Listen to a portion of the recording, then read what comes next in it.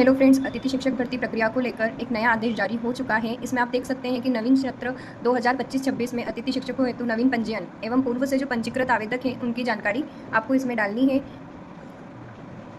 इसके बाद आप देख सकते हैं कि ये 2025-26 के लिए जो नए अतिथि शिक्षक आमंत्रण हैं, इनके नवीन पंजीयन जो भी नए अतिथि शिक्षक पंजीयन करवाना चाहते हैं या फिर जो पहले से पंजीकृत आवेदक हैं, उनके लिए 2 मई से नया एजुकेशन पोर्टल बन चुका है। एजुकेशन पोर्टल 3.in प्रारंभ किया जा रहा है। तो आपको इसमें अपनी जो भी शैक्षणिक और व्यावसायिक योग्यता है उनको फुलफिल करना है। जो भी नए आवेदक हैं या जो पूर्व से पंजीकृत नहीं है, वे अपना पंजीयन कर अपनी शैक्षणिक योग्यता को दस्तावेज अपलोड कर प्रविष्टि अपनी प्रोफाइल लॉक करके उसका सत्यापन आपको करवाना है। या फिर जो पूर्व से पंजीकृत हैं, ऐसे आवेदन जिनको अभी अपनी जानकारी में संशोधन करना है, जो भी आपने नया किया है उसको ऐड करवाना है अपनी प्रोफाइल के अंदर, तो आप दस्तावेज अपलोड कर जानकारी को अपडेट करें और प्रोफाइल को लॉक करके फिर सत्यापन करवाएं। और जो आवेदक ऐसे हैं जो पूर्व से पंजीकृत भी हैं और उन्हें कोई संशोधन भी नहीं करवाना है, फिर भी उन्हें इस नए पोर्टल पर जाकर अपनी जितनी भी योग्यताएं हैं उनका दस्तावेज अपलोड करके फिर से प्रोफाइल को प्रविष्टि करके प्रोफाइल लॉक कर उन्हें भी सत्यापन करवाना है। यहाँ पर आपको तीनों ही जो भी जिन्हें नए आवेदक हैं उन्हें भी करवाना है, जो पूर्व से पंजीकृत है और जिन्हें संशोधन करवाना है उन्हें भी प्रोफाइल अपडेट करनी है, और ऐसे जो पूर्व से पंजीकृत हैं लेकिन कोई भी अपडेट नहीं करवाना है, फिर भी उन्हें जाकर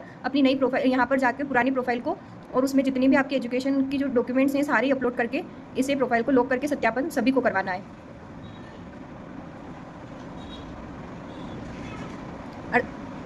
आगे हैं जो भी अतिथि शिक्षक के रूप में कार्य करने के इच्छुक हैं, समस्त आवेदकों को पोर्टल पर दस्तावेज अपलोड कर दस्तावेज का सत्यापन कार्य करवाना अनिवार्य होगा। जो भी अतिथि शिक्षक हैं सभी के लिए ये आदेश आया है। और जो आवेदक दस्तावेज अपलोड करके फिर वो संकुल में जाकर अपने मूल दस्तावेज से सत्यापन करेंगे और संकुल प्राचार्य उन दस्तावेजों का सत्यापन करके उसे पोर्टल पर एक्सेप्ट या रिजेक्ट कर सके।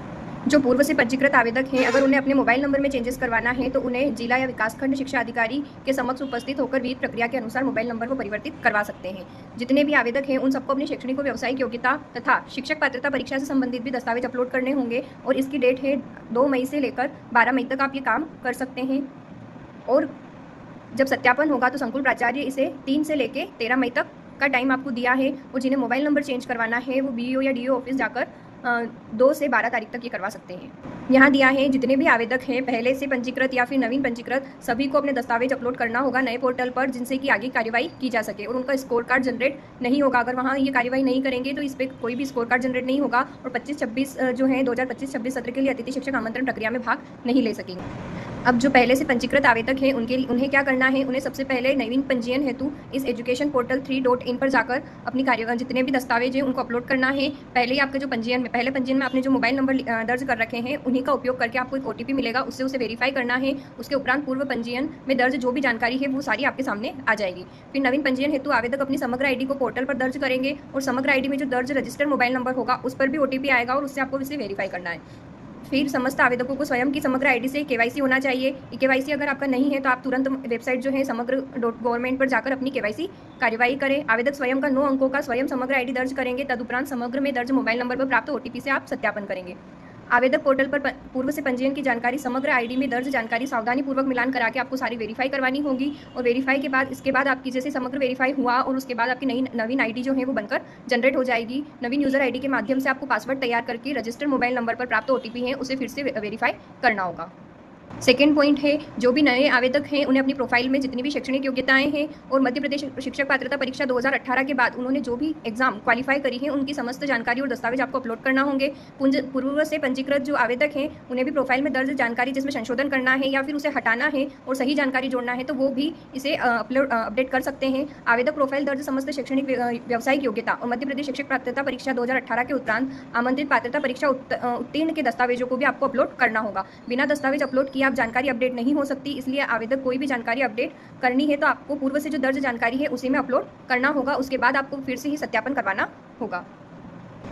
जितने भी आवेदक हैं उन्हें जिले, ब्लॉक तथा संकुल की पैनल मेरिट सूची में सम्मिलित होने के लिए जिले, ब्लॉक और संकुल का चयन करना होगा। आपकी जो पैनल बनेगा उसके लिए आपको अभी ही जिले का, ब्लॉक का और संकुल का चयन करना होगा कि आप किस पैनल में जाना चाहते हैं। जो भी आवेदक द्वारा जानकारी दर्ज करने पर या दस्तावेज अपलोड हो जाएंगे उसके बाद आपको वापस से OTP मिलेगा, उससे प्रोफाइल लॉक करें।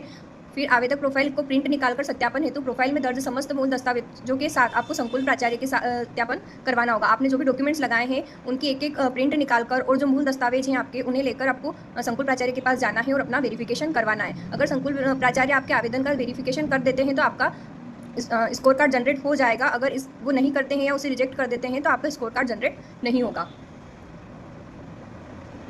अब आगे आप देख सकते हैं कि किस प्रकार आपको एजुकेशन पोर्टल पर काम करना है। सर्वप्रथम आवेदक जो है वो एजुकेशन पोर्टल पर जाकर वेबसाइट पे अपना ब्राउजर पर दर्ज करें और इसके उपरांत गेस्ट फैकल्टी लॉगिन पर क्लिक करें। यहाँ आपको गेस्ट फैकल्टी का लॉगिन का ऑप्शन दिख रहा है, यहाँ आपको लॉगिन करना है।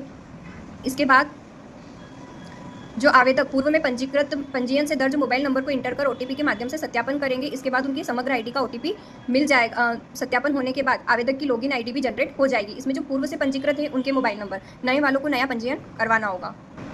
अगर कोई यूज़र आईडी भूल जाता है तो उसे यहाँ रजिस्टर्ड मोबाइल नंबर दर्ज करके नई यूज़र आईडी का पता आप लगा सकते हैं और समग्र केवाईसी के लिए आप यहाँ पर मोबाइल नंबर समग्र सत्यापन के लिए यहाँ क्लिक करके आप इसमें आगे बढ़ सकते हैं।